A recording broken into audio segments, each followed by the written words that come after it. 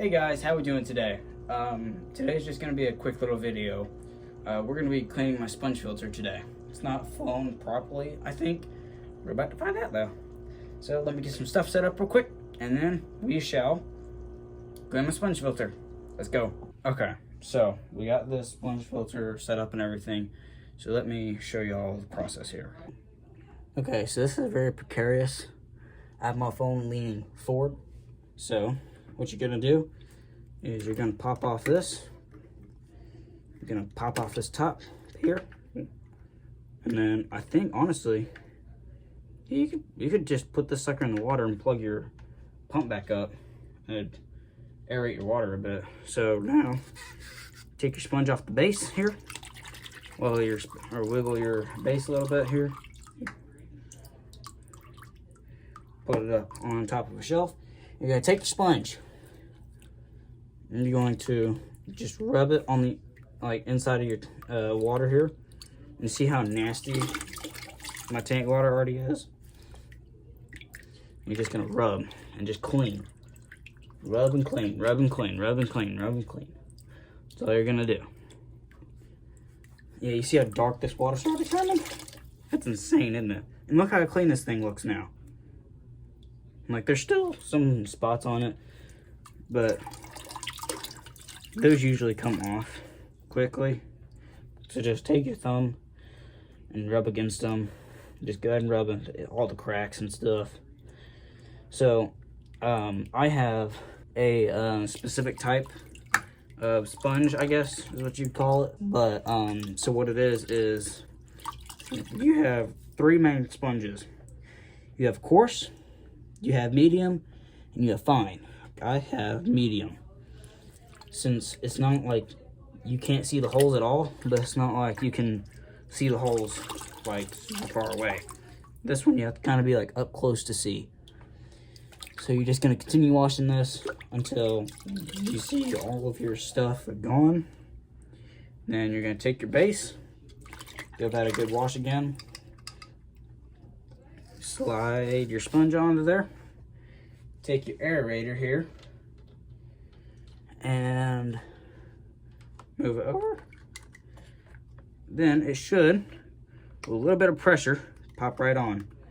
Boom. Get that thing full of water. Squeeze it out again. Then just put it back where you want it. Take this water and dump it out. And then we're gonna do one more thing. Okay, so you're gonna take your sponge filter. You're just gonna drop it right back in to your water, wherever you wanted it. Put your hose back down. Have it, ooh, yeah.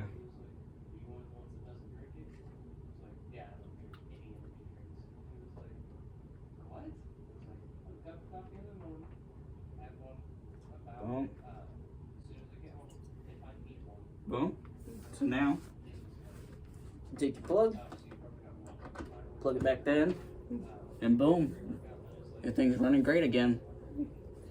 And that is how you fix your sponge filter. We're gonna fill this up and I'll show you the last part of it. So yeah.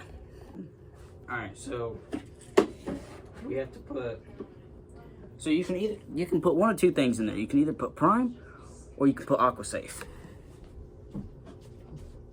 Whichever one you choose will work. So what Prime does is it gets rid of any ammonia that might be in there, so I'm going to dose Prime. So for every 1 gallon, it's 2 drops, and I put about a gallon in here. So I'm gonna put 3 or 4 in there just to be safe.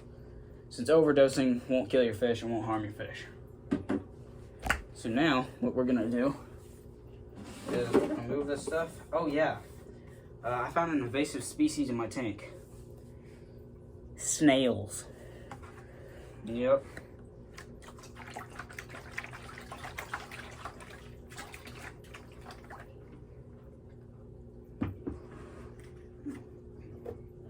So I haven't found the best way to do this yet.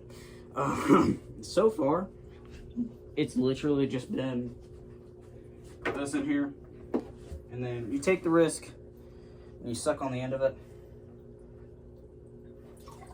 And then usually it works, sometimes it doesn't.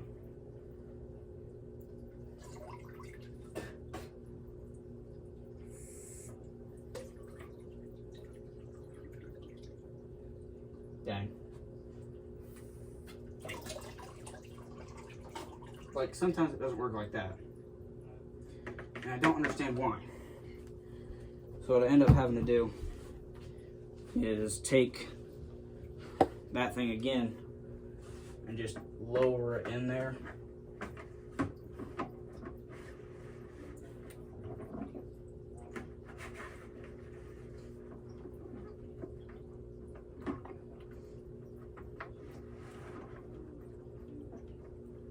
And then clog the end of it with your finger. Shake your finger off. Make sure that tip stays in that water. And then it usually works like that. And boom, siphon has been started. So now we're just gonna let this fill up for a bit.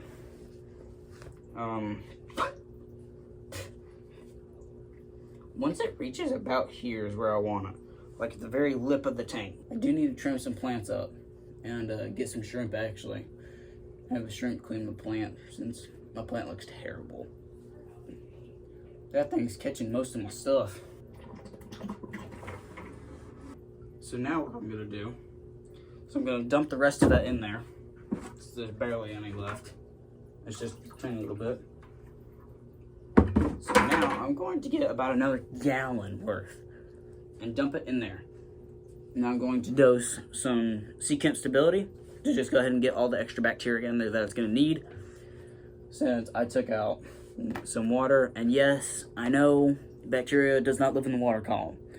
I'm not a moron, okay? It lives on the surfaces, it lives on anything it can grow on. I'm just saying, with how many fish I have in here, it's safer to dose stability. Just saying. Okay, we got it filled up. So now we're gonna dose some Sea Chem Stability. No, Sea Chem does not sponsor me. I wish they did. They are now my most trusted brand. API Quick Start, I've learned, more likely to kill your fish whenever you instantly put them in, but Sea Chem is apparently really, really good. So we're gonna do a little bit more than half a tap.